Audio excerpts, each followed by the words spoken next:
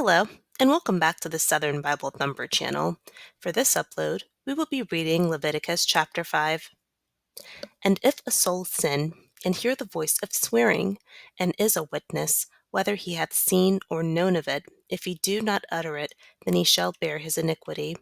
Or, if a soul touch any unclean thing, whether it be a carcass of an unclean beast, or a carcass of unclean cattle, or the carcass of unclean creeping things, and if it be hidden from him, he also shall be unclean and guilty. Or if he touch the uncleanness of man, whatsoever uncleanness it be, that a man shall be defiled withal, and it be hid from him, when he knoweth of it, then he shall be guilty. Or if a soul swear, pronouncing with his lips to do evil, or to do good, whatsoever it be that a man shall pronounce with an oath, and it be hid from him, when he knoweth of it, then he shall be guilty in one of these. And it shall be, when he shall be guilty in one of these things, that he shall confess that he hath sinned in that thing, and he shall bring his trespass, offering unto the Lord for his sin, which he hath sinned, a female from the flock, a lamb or a kid of the goats, for a sin offering, and the priest shall make an atonement for him concerning his sin. And if he be not able to bring a lamb, then he shall bring for his trespass, which he hath committed, 2 turtledoves, or 2 young pigeons, unto the Lord, one for a sin offering, and the other for a burnt offering. And he shall bring them unto the priest, who shall offer that which is for the sin offering first, and wring off his head from his neck, but shall not divide it asunder. And he shall sprinkle of the blood of the sin offering upon the side of the altar, and the rest of the blood shall be wrung out at the bottom of the altar. It is a sin offering. And he shall offer the second for a burnt offering, according to the manner. And the priest shall make an atonement for him for his sin which he hath sinned, and it shall be forgiven him. But if he be not able to bring 2 turtledoves, or 2 young pigeons, then he that hath sinned shall bring for his offering the 10th part of an ephah of fine flour for a sin offering. He shall put no oil upon it, neither shall he put any frankincense thereon, for it is a sin offering. Then shall he bring it to the priest, and the priest shall take his handful of it, even a memorial thereof, and burn it on the altar, according to the offerings made by fire unto the Lord. It is a sin offering. And the priest shall make an atonement for him as touching his sin that he hath sinned in one of these, and it shall be forgiven him, and the remnant shall be the priest's, as a meat offering. And the Lord spake unto Moses, saying, If a soul commit a trespass, and sin through ignorance in the holy things of the Lord, then he shall bring for his trespass unto the Lord a ram without blemish out of the flocks, with thy estimation, by shekels of silver, after the shekel of the sanctuary, for a trespass offering. And he shall make amends for the harm that he hath done in the holy thing, and shall add the 5th part thereto, and give it unto the priest. And the priest shall make an atonement for him with the ram of the trespass offering, and it shall be forgiven him. And if a soul sin, and commit any of these things which are forbidden to be done by the commandments of the Lord, though he wist it not, yet is he guilty, and shall bear his iniquity. And he shall bring a ram without blemish out of the flock, with thy estimation, for a trespass offering unto the priest.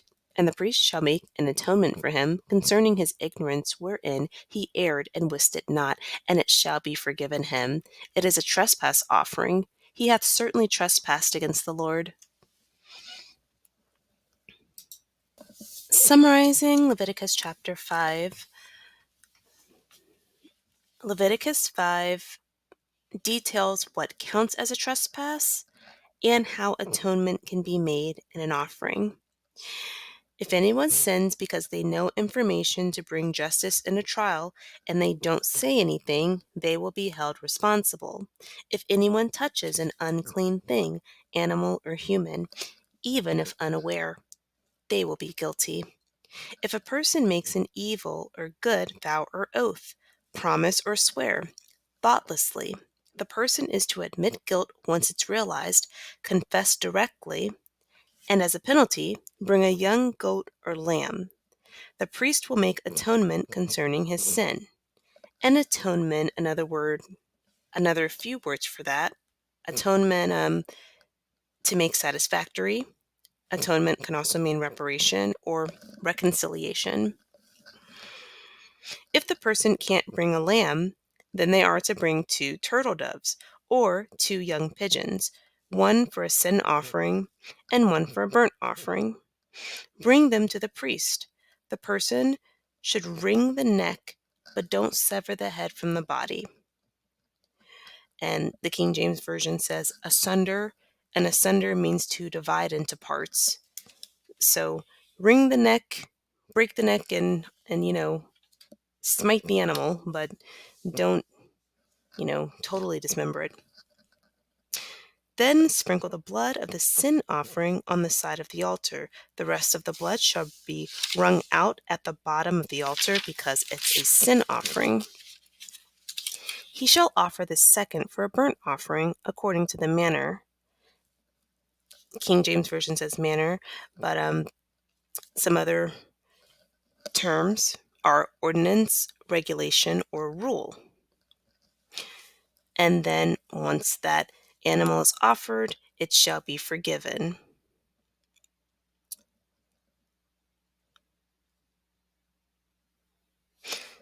So this one,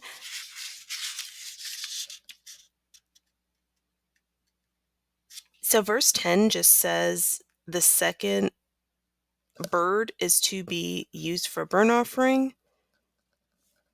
And, the birds are a 2-part atonement, burnt offering and sin offering.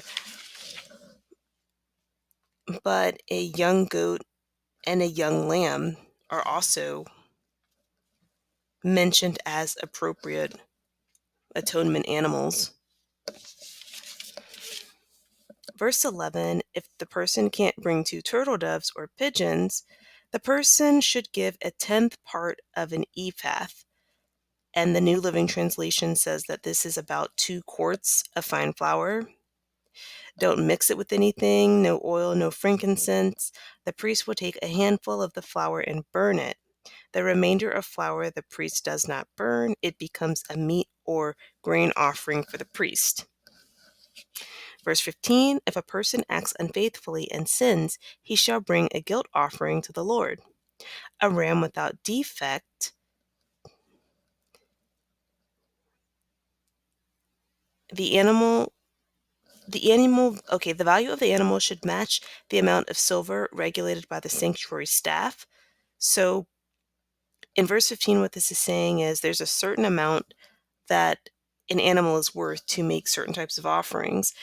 And the animal that is used for the sacrifice, the estimated value in silver needs to be known because an additional 1/5 in silver has to be paid to the priest to help absolve them and make atonement for this sin. So that's what in verse 16 when it's saying take 1/5 of the amount in silver. That's why the person would need to know or have a estimate of how much the animal value would be in silver according to the church standards. Verse 17, if someone sins violating a commandment, the person is guilty and is responsible even if they don't know. So what I was reading and it kept saying even if it be hidden from him, what God is saying is even if the person doesn't know, they're still guilty. And once it's realized, these are the things they need to do to make atonement.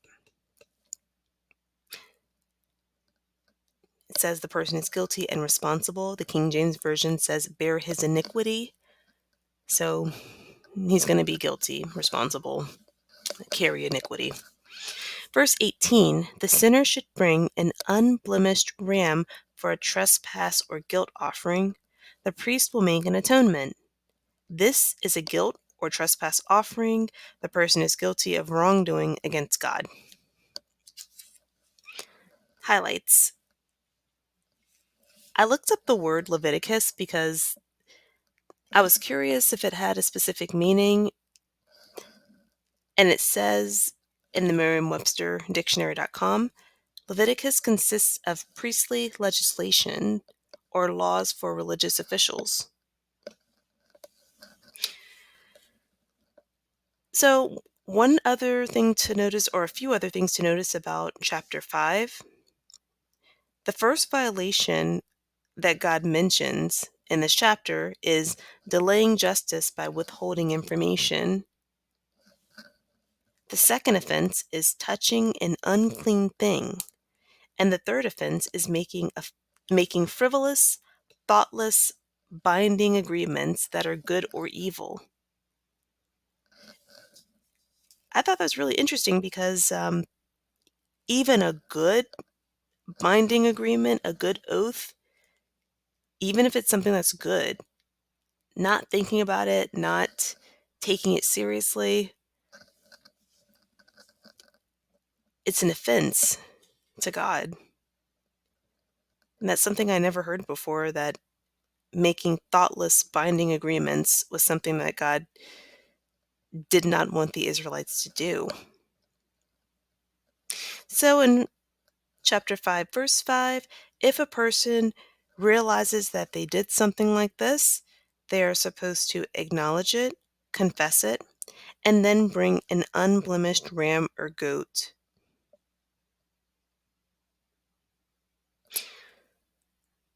One thing that I do wonder, there's so many requests for an animal sacrifice or blood sacrifice, but in verse 11, flour was something that could be used. So the way that I'm understanding this is that some of this stuff was given, or it was tithed into the church so that the priests and the religious officials could eat.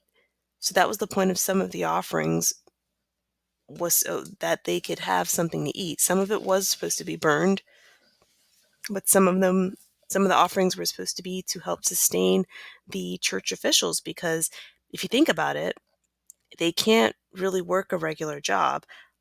All day someone's asking them to pray for them, or help regulate this issue in my life, or just different things like that that pastors are required to do. So that was part of what the Israelites did, was use their offering and their resources to tithe back into the church. It wasn't called that, but this is a concept that does make sense, and it seems reasonable to me. Well, that is all I have for Leviticus chapter 5, and thank you for watching. The next upload will be Leviticus 6. Have a good day.